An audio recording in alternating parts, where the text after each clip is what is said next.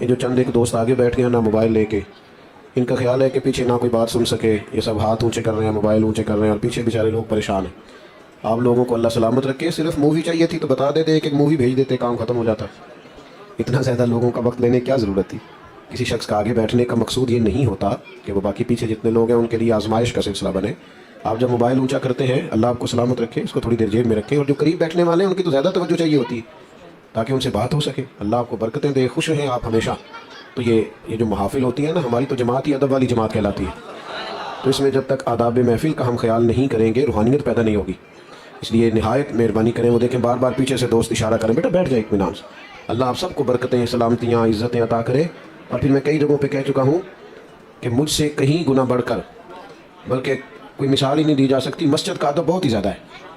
اس لیے اتنی زیادہ، ویسے بھی ہم شخصیات کے نہیں نظریات کے قائل ہیں۔ لوگ تھوڑی دیر کے لیے دنیا میں آتے ہیں پھر چلے جاتے ہیں، نظریے ہمیشہ باقی رہتے ہیں۔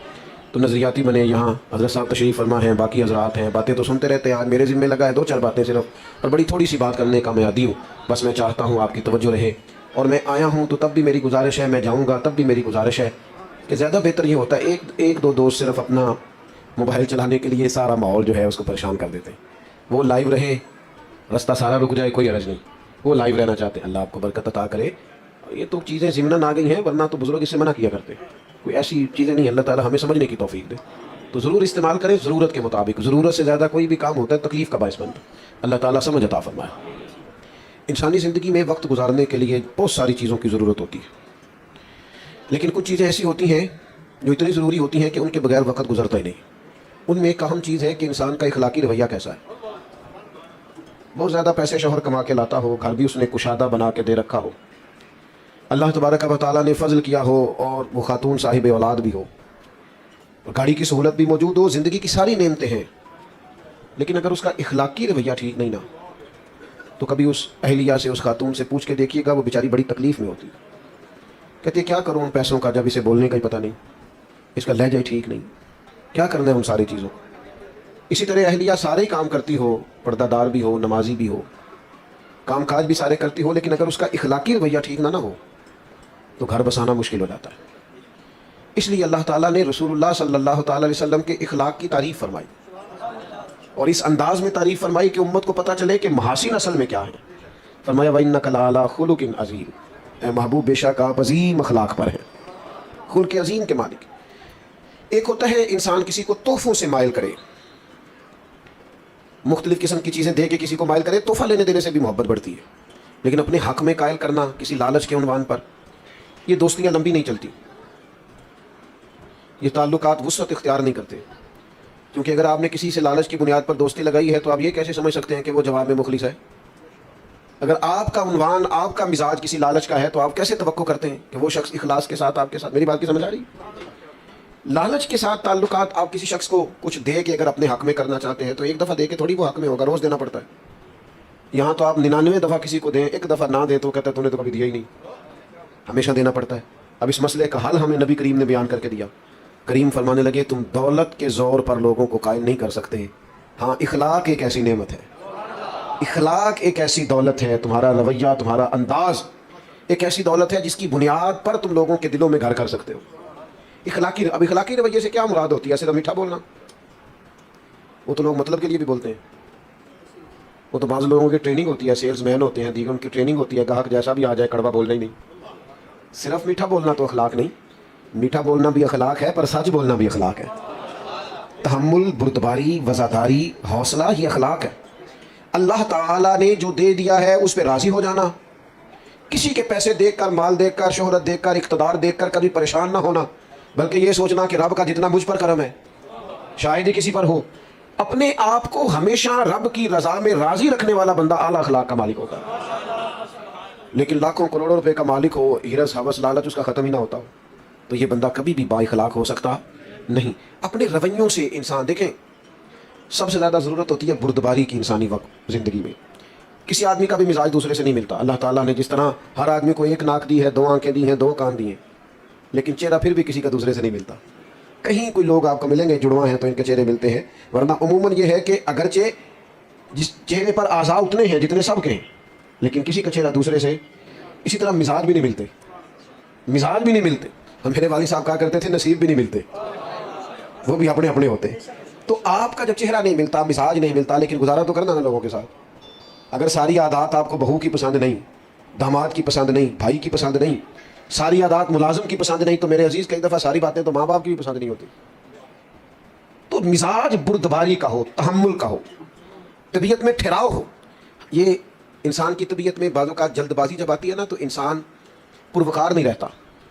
یہ ہمارے نوجوانوں کی طبیعتوں میں بہت جلدی ہوتی ہے، راتوں رات امیر ہونا چاہتے ہیں، کچھ اور دروازہ تلاش کرتے ہیں آگے جانے کا. آپ دیکھیں آج کل سوشل میڈیا پر مشہور ہونے کے لیے لوگ کیا کچھ کر رہے ہیں. اچھے بھلے سنجیدہ لوگ ہیں، نہیں بھی شہرت ہوگی تو کیا ہو جائے گا.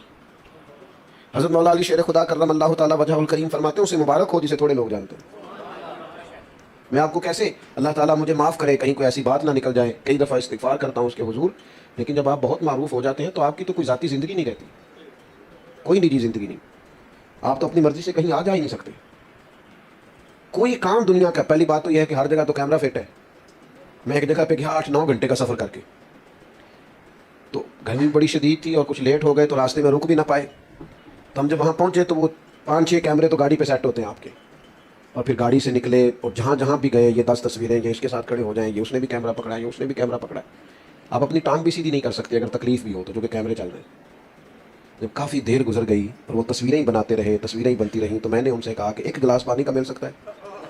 جب ایک دوسرا نہیں مانگتا، ظاہر ہے گرمی ہے، مسافر ہوں، سفر کیا ہے، چلو پانی مل جائے. اس کے بعد پھر کیمرے چلتے رہے. تو پھر ایسا نہیں تھا کہ لوگ اچھے نہیں تھے، لیکن وہ کیمروں کی دوڑ میں بھول ہی گیا انہیں کہ آتے ہی پہلے فوٹو ہوتی ہے کہ پہلے پانی ہوتا ہے، انہیں بھول گیا. اور جب میں نے توجہ دلائی تو پیار والے تھے، کچھ ان کی طبیعت میں احساس بھی پیدا ہوا کہ یار یہ ہم سے کیا ہو گیا. لیکن یہ چیزیں بردباری کو ختم کرتی ہیں، تحمل نہیں رہتا. بہت شہرت جب آپ کی ہو جاتی ہے تو بعض اوقات اس وقت بھی آپ کو بعض چیزوں کا احساس ہوتا ہے. عام برسر مطلب مزاج بردبار ہو، اس میں حلیمی ہو، یہ اعلیٰ اخلاق کی علامت ہے. نبی پاک علیہ السلام کی حدیث سنیے، سیرت سنیے، اور ذرا چنیے کہ انداز کیا ہونا چاہیے. میں آج دیکھتا ہوں کہ عدم برداشت ہے نوجوانوں میں، تحمل نہیں، اور اپنے مزاج کے خلاف تو بات برداشت ہی نہیں کرتے. ایک دوست کہنے لگے مجھ سے غلط بات برداشت نہیں ہوتی. تو میں نے انہیں کہا کہ جو بات صحیح ہوتی ہے وہ تو برداشت کرنی بھی نہیں پڑتی، وہ تو ہوتی صحیح ہے. نہیں سمجھ آئی بات کو آپ؟ مجھ سے غلط بات برداشت، تو اس کا مطلب ہے صحیح بات کو بھی برداشت کرنا پڑتا ہے. وہ تو برداشت کرنی نہیں پڑتی، وہ تو ہوتی ٹھیک ہے. برداشت آپ نے بھلا کیا کرنا ہوتا ہے جو بظاہر آپ کے مزاج کے خلاف ہو، آپ کو لگے کہ بات ٹھیک ہے، اس کو آپ کو برداشت کر کے ٹھیک جواب دینا ہے. کہنا بھائی آپ جو کہہ رہے ہیں معاملہ وہ مجھ سے غلط بات. وہ کئی دفعہ دیہاتی ہماری مائیں باپ بھی کہہ دیتے ہیں ساڈا منڈا جی بڑے غصے آ رہا ہے. میں کہ تھوڑے غصہ کر دینا تسی صحیح دے ہو، اس کو ایسا کے سامنے کھڑا کرو بھلا غصہ آتا ہے. یہ غصہ بڑا سیانا ہے، یہ غریب آدمی پہ آتا ہے، کمزور پہ آتا ہے، طاقتور پہ کبھی غصہ. بات کی سمجھ آ رہی ہے؟ بردباری پیدا کرو، مزاج تحمل ہو، یار ذرا ٹھہراؤ. اپنے بھی پریشان ہے کہ بات نہیں مانی جا رہی. یعنی والد بھی بے باک ہو کہ اپنی اولاد کو کوئی کام نہ بتا سکے، والدہ بھی نہ بتا سکے، اپنے قریبی لوگ بھی بے تکلف ہو کے کچھ کہہ نہ سکے، تو کیا کمایا انسان نے زندگی میں. سرکار تشریف فرما تھے، ایک یہودی شخص آیا اور اس نے مطالبہ کیا کہ میری رقم آپ کے ذمے ہے دے، اور سختی سے مطالبہ کیا.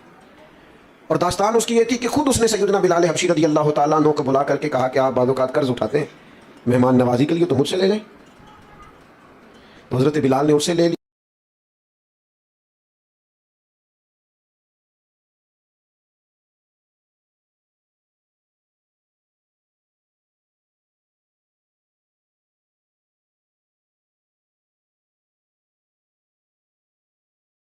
لیا، صرف سمجھانے کے لیے، بلا مثال و بلا تشبیہ بات ہے.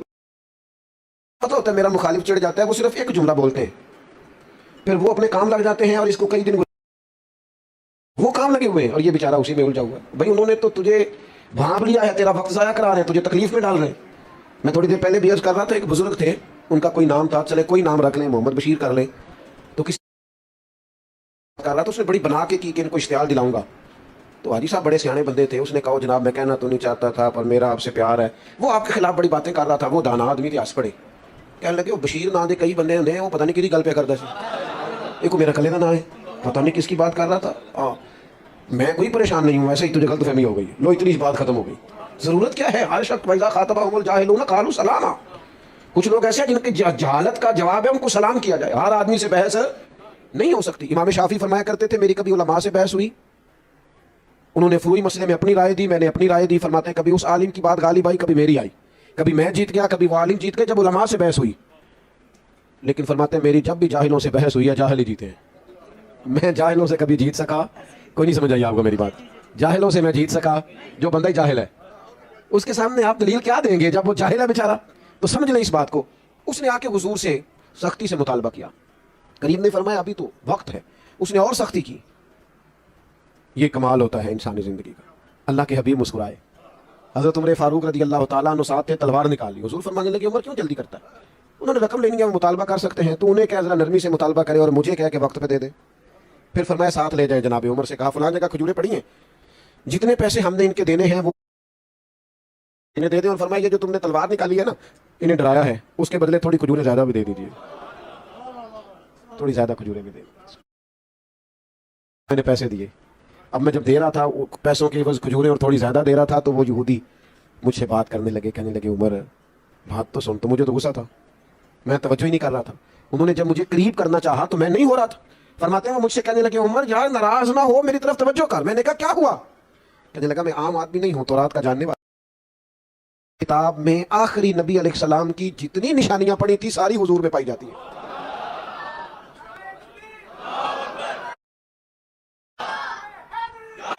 اور ان نشانیوں میں ایک نشانی یہ تھی کہ جیسے جیسے کوئی ان کے ساتھ جہالت کرے گا ان کا علم بڑھتا جائے گا, بردباری میں اضافہ ہوگا, ان کا حوصلہ بڑھتا جائے گا. میں نے جان بوجھ کے ادھار دیا تھا, میں نے جان بوجھ کر پہلے مطالبہ کیا تھا, اور میں نے سخت بات بھی معاذ اللہ جان بوجھ کے کی تھی. لیکن عمر آج وہ نشانی بھی پوری ہو گئی. اتنا حوصلہ میں نے سمندروں میں بھی نہیں دیکھا جتنا مدینے والے محبوب کو نصیب. لہٰذا مہربانی کریں مجھے ساتھ لے جائیں, مجھے معافی بھی لے کے دے دیں, اور محبوب کریم کا کلمہ پڑھوا کے مجھے مسلمان بھی کرا دیں. تھوڑی سی بردباری, وزاداری, طبیعت میں ٹھہراؤ.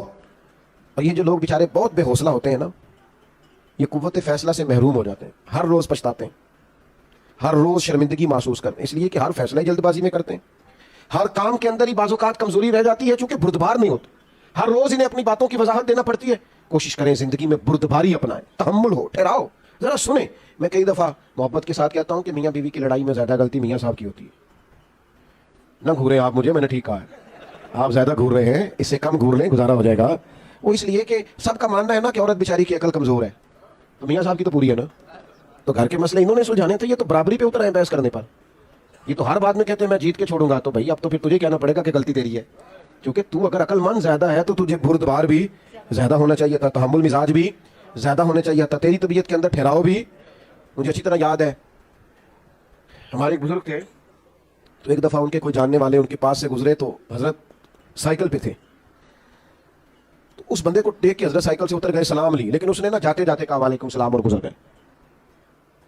میرا خیال ہے میرے ساتھ کوئی ایسا کرتا تو میں 2 ہفتے اس کا تکبر بیان کرتا. معاذ اللہ, بڑا غرور ہے جی, تمیز ہی کوئی نہیں, میں رکا ہوں, ملا ہی نہیں. لیکن اللہ والوں کی سوچیں اور ہوتی ہیں. وہ بندے نے سلام کا جواب صحیح طریقے سے نہیں دیا, گزر گیا. تو تشریف لائے کلاس میں, تو آ کے فرمانے لگے یار ان کے لیے دعا کرنا, آج مجھے کوئی پریشان سے لگے. بندہ بڑا سیانا ہے, آج لگا ہے کوئی تکلیف تھی, کسی ذہنی پریشانی کا شکار تھے. ورنہ اس طرح کا شخص سارے ہاتھ اٹھا کے دعا کرو, اگر ان کو کوئی پریشانی ہے تو اللہ انہیں سکون عطا کر دے. ہم نے پوچھا کیا ہوا, تو فرمانے لگے میں تو اترا ہوں ان سے ملنے کو, لیکن وہ وعلیکم کہہ کے تیزی سے گزر گئے ہیں, تو کوئی خاص تکلیف میں ہوں گے, کچھ تو مجبوریاں رہی ہوں گی, یوں ہی کوئی بے وفا نہیں ہوتا, کوئی تکلیف محسوس ہوتی ہے, اس لیے ایسا ہوا ہے. قربان جائیں, اللہ کے بندوں کی سوچیں اس طرح کی ہوتی ہیں. اور ہمارے ہاں گمان فوری طور پر گمان گمراہی کی طرف لوٹتا ہے, بدگمانیاں عروج پکڑ لیتی, بردباری, ٹھہراؤ. ایک فتویٰ ہمارے ہاں دیا جاتا ہے بیٹی کے حق میں ماں باپ کی طرف سے, اور ایک فتویٰ دیا جاتا ہے بہو کے حق میں. بیٹی کے سسرال سے شکایت آ جانے سے تو کوئی کام کرنا ہی نہیں آتا, تو پھر ماں باپ فتویٰ دیتے ہیں, مشورہ دیتے ہیں, کہتے ہیں ابھی بچی ہے سیکھتے سیکھتے, یہ بیٹی کے حق میں ہے. اور اگر بہو کی شکایت آئے نا کام کرنا نہیں آتا, تو پھر یہ والا کلیاں یہاں استعمال نہیں کرتے, پھر کہتے ہیں اماں نے سکھا کے نہیں بھیجا, سکھا کے بھیجنا چاہیے. آپ کے مزاج میں جو حوصلے بیٹی کے لیے ہیں وہی حوصلے بہو کے لیے کیوں نہیں؟ جو آپ کے دل کے اندر درد اپنی اولاد کے لیے, وہ باقیوں کے لیے کیوں نہیں؟ مسلمان کی شان یہ ہے کہ جو اپنے لیے پسند کرتا ہے وہی اپنے بھائی کے لیے بھی پسند کرتا ہے, یہ اس کا اعزاز ہے. تو بردباری پیدا کریں, اور وہ بھی چند لوگوں کے لیے نہیں, حضور کی امت کے لیے. اور اسی بردباری کا اگلا نتیجہ یہ ہوگا کہ غصہ ختم ہوگا. میں آپ سے عرض کروں, اگر علماء سے لوگ 100 مسئلہ پوچھتے ہیں نا روز, تو ہو سکتا ہے 95 طلاق کے مسئلے ہوں. اتنی بڑی ریشو ہو گئی ہے طلاق. وجہ کیا ہے؟ بردباری نہیں, غصہ ہے, اور شدید غصہ ہے. غصہ اچھا ہے, غصہ بری چیز نہیں, لیکن غصہ آنا چاہیے جب اللہ کی حدیں توڑی جائیں, شریعت کی مخالفت. یہ تو غصہ محمود ہے, لیکن ہمیں غصہ آتا ہے جب کوئی ہماری ذاتی مخالفت کرتا ہے. حدود اللہ کے معاملے میں ہم غصہ نہیں کرتے. عزیز دوستو, یاد رکھنا, غصہ, اللہ کے حبیب علیہ الصلوۃ والسلام نے فرمایا میں اسے پہلوان جانتا ہوں جو غصے کے وقت اپنے آپ پر کنٹرول کر لے. اسے حضور نے پہلوان کہا. اسے شدید غصہ آیا, اشتعال دلایا گیا, سخت لہجہ ہو سکتا تھا, سب اسے آتا ہے, لیکن رب کی رضا کے لیے کنٹرول کر گیا. یہاں تو نہ اساتذہ کو لوگ معافی دیتے ہیں, نہ بزرگوں کو دیتے ہیں, نہ والدین کو دیتے ہیں. کیوں جی؟ بعد میں کہتے ہیں مجھے غصہ تھا. وہ خدا کے بندے, یہی تو مقام میں جگہ تھی, مقام تھا جہاں امتحان تھا تھوڑا سا. تو بردباری, غصے سے دوری. اور تیسری بات, اپنی زندگی حکمت کے ساتھ گزاریں. دانائی حسن ہے دین کا. نبی پاک نے صرف قرآن نہیں سکھایا, وَيُعَلِّمُكُمُ الْكِتَابَ وَالْحِكْمَةَ, حضور نے کتاب بھی سکھائی ہے اور ساتھ حکمت بھی سکھائی. اور اللہ کے حبیب علیہ السلام نے فرمایا یہ حکمت اور دانائی یہ مومن کی گمشدہ میراث ہے, جہاں سے ملے وہیں سے لے لو. حضرت لقمان نے اپنے بیٹے سے کہا تھا, بیٹا میرے جو تجربے ہیں نا, میں نے ان کی قیمت چکائی ہے, محنت کی ہے, جد و جہد کے بعد تجربے سیکھیں. آپ کی توجہ ہے میری بات پر؟ ماشاءاللہ. آج میں نے دوستوں کا مجاہدہ آزمایا ہے, تقریباً 18 منٹ بغیر موبائل کے نکالے ہیں کچھ دوستوں نے. یہ میں نے آج مجاہدہ دیکھا ہے. چلیں اتنا تو حوصلہ پیدا ہو ہی گیا اللہ کے فضل. 18-17 منٹ تقریباً میرے سامنے کھڑی ہے, اتنی دیر کچھ دوستوں کے موبائل رہے. چلیں انشاءاللہ تعالیٰ امید لگ گئی آپ کے, یہ 30 بھی ہو ہی جائیں گے کسی دن انشاءاللہ. اتنی کو دیر نکلتی ہے ہماری موبائل کے. اللہ سلامتی عطا کرے. آپ بس بات بھی سمیٹنے لگا ہوں, آپ غور فرمائیے گا. حکمت, دانائی. حضرت لقمان فرماتے ہیں ہمارے پاس جو دانائی ہے ہم نے اس کی قیمت چکائی ہے. اور فرماتے ہیں تمہیں کہہ رہے ہیں کہ بغیر قیمت کے دانائی لے لو, تمہیں قیمت نہ چکانی پڑے, تم ویسے لے لو دانائی. اپنے بزرگوں سے, بڑوں سے, بالخصوص سرکار دو عالم علیہ السلام کے ارشادات سے حکمت سیکھیں. حضور دانائی کی بات کرتے اور تدبر کی بات کرتے. حضرت سعد بن عبادہ رضی اللہ تعالیٰ عنہ کے پاس نا جھنڈا تھا فتح مکہ کے موقع پر. تو ایک ایسا وقت آ گیا, ماحول ایسا بن گیا کہ ان سے جھنڈا واپس لینا پڑا. یہ لفظ بولا جاتا ہے علم بردار. تو غزوات کے اندر, جنگوں کے اندر کسی کے ہاتھ میں, جس کے ہاتھ میں جھنڈا ہوتا تھا, جو علم بردار ہوتا تھا, ایک اہم پوسٹ پر ہوتا تھا, آگے آگے چلتا.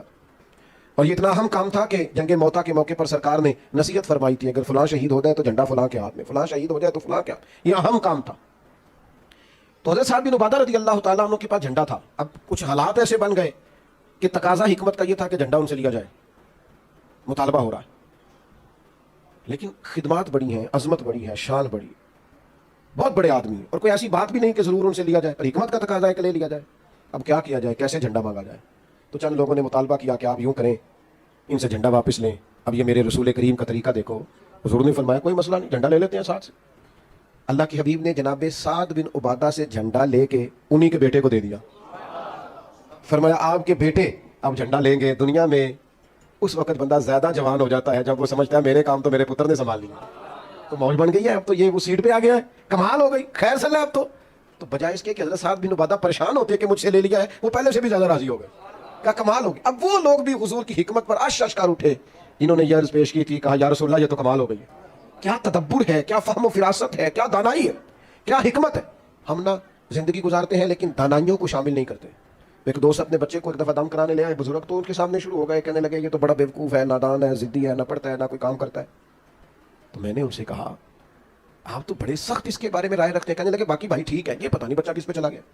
تو میں نے کہا مہربانی فرمائیے گا, آج کے بعد آپ نے اس کے سامنے نہیں کہنا تو ضدی ہے, یہ تو پکا ہو جائے گا بیچارہ. یہ کہے گا میں کو الگ ہوں بہن بھائیوں سے. اپنی اولاد کی تربیت کریں تو غیر محسوس طریقے سے کریں. اس طرح ان کو ٹارگٹ کرنا, تمہارا کچھ نہیں ہو سکتا, تم کبھی ٹھیک نہیں ہو سکتے, ساڈا قبیلہ تو نہیں نہ آگے جا سکتا, یہ آپ کیا کر رہے ہیں؟ آپ اس کو پکا کر رہے ہیں کہ ناکام ہو جائے. اولاد ہے, بیٹا ہے, بیٹی ہے, ان کے رویے کو سخت تھوڑی کیا جائے گا. ان کو تو اس طریقے سے سمجھایا جائے گا کہ کام بھی ہو جائے, انہیں پتہ بھی نہ چلے ہمیں سمجھایا جا رہا ہے. اس طریقے سے میرے ابا جی کہا کرتے تھے والا نو کام دسو تو بہتر ہے کام آپ کرنا شروع کر دو. وہ خود اٹھ کے آ جائیں کہ تسی بابو میں کرنا, تو نہیں پتر تو تھکے آیا ہے, کہڑا کو کام میں کر لینا ہے, تو بیٹھ. تو کہتے نہیں ابا جی آپ کیوں کریں گے, میں کو نہیں تھکیا, تسی بیٹھو میں کرتا. آپ دھنائی کے ساتھ چیزوں کو لے کے چلیں. لیکن وہ کسی وقت ہمیں خطاب کرنے کا شوق ہوا ہوتا ہے تو بس وہ بیچارے بیٹے کی کلاس لگ جاتی ہے. وہ پھر بچے شکایت کرتے ہیں, کہتے ہیں ہمارے گھر میں تو بات شروع ہوتی ہے تو کئی کئی ہفتے ختم بھی نہیں ہوتی. وہ ابا جی باہر بھی کسی کا غصہ ہو تو گھیر گھار کے گھر لے آتے, پھر ناراض ہو رہے ہو میرے نال, تھوڑے تھوڑے گھورتے ہیں آپ اور دائیں بائیں دیکھتے ہیں. مسجد میں بیٹھا ہوں, کسی بیٹے نے شکایت نہیں لگائی. میں تو اوور آل آپ کو بات سمجھا رہا ہوں, خدا رہا یہ ہمارے بچے ہیں, ان پھولوں کو ہم نے سجانا ہے. اگر کوئی جڑی بوٹی ہو گائے نا تو اچھا کسان وہ ہوتا ہے جو دوائی ٹائم پہ لگائے, جو کھاد ٹائم پہ ڈالے, شکوہ نہ کرے, ضد نہ کرے. تو میرے عزیز ایک تو مزاج میں بردباری لائیں, یہ اخلاق کا اعلیٰ نمونہ. غصے سے اپنے آپ کو بچائیں, ہر بات میں غصے ہو جانا کوئی عقل مندی. اور تیسری گزارش آپ کی خدمت میں یہ کی ہے کہ کوشش فرمائیں کہ کوئی کام بھی بغیر دانائی کے نہ ہو. میں بات ختم کرنے لگا ہوں. ایک قول ہے مولا علی شیر خدا کا, آپ نے امام حسن رضی اللہ تعالیٰ عنہ سے فرمایا, اللہ جزاک, آپ نے آپ نے امام حسن رضی اللہ تعالیٰ عنہ سے فرمایا تھا بیٹا 3 لوگوں سے کبھی مشورہ نہیں کرنا. حضور کس سے؟ فرمایا بیٹا بزدل سے کبھی مشورہ نہیں کرنا. اس لیے کہ جو بندہ بزدل ہے تمہیں کبھی بہادری کا سبق نہیں دے سکتا. اور دوسرا آپ نے ارشاد فرمایا تھا کہ بیٹا بخیل سے کبھی مشورہ نہیں کرنا. بخیل سے کبھی مشورہ، کنجوس ہے نا، فرمایا اس سے کبھی مشورہ نہ کرنا، اس لیے کہ جس کا دل بڑا نہیں نہ ہوتا اس کا دماغ کیسے بڑا ہو سکتا ہے. اور آپ نے فرمایا تھا حریص سے کبھی مشورہ نہیں کرنا، لالچی بندے سے. اس لیے کہ وہ جب بھی تمہیں رائے دے گا اپنا فائدہ دیکھ کے دے گا، کبھی تمہارے حق میں رائے نہیں دے گا. وہ دیکھے گا کہ حالات کس طرح کے ہیں، تو میرے ساتھ کس طرح یہ آدمی ٹھیک چل سکتا ہے. یہ دانائی ہے، حکمت ہے. اپنی دوستیاں، اپنے تعلقات ایسے بنائیں کہ جہاں حسین لوگ ہمارے مشوروں میں شامل ہوں، حسین لوگوں کے ساتھ ہمارا اٹھنا بیٹھنا ہو، عمدگی کے ساتھ ہمارا طرز زندگی گزرے. عزیز دوستو یاد رکھیں، جب تک طبیعتوں میں ٹھہراؤ نہیں نہ آتا اور یہ بردباری، یہ دانائی نصیب نہیں ہوتی، بندہ بڑا باصلاحیت بھی ہو تو کام کوئی نہیں کر سکتا. اس لیے کہ کسی کو بھی کوئی چیز پہنچانے کے لیے، سمجھانے کے لیے، سکھانے کے لیے بردباری ضروری ہوتی. آپ شدت کے ساتھ کوئی کام کریں گے تو وقتی طور پر اثرات ہوں گے، لیکن اس کے اثرات دیر پا نہیں ہو سکتے.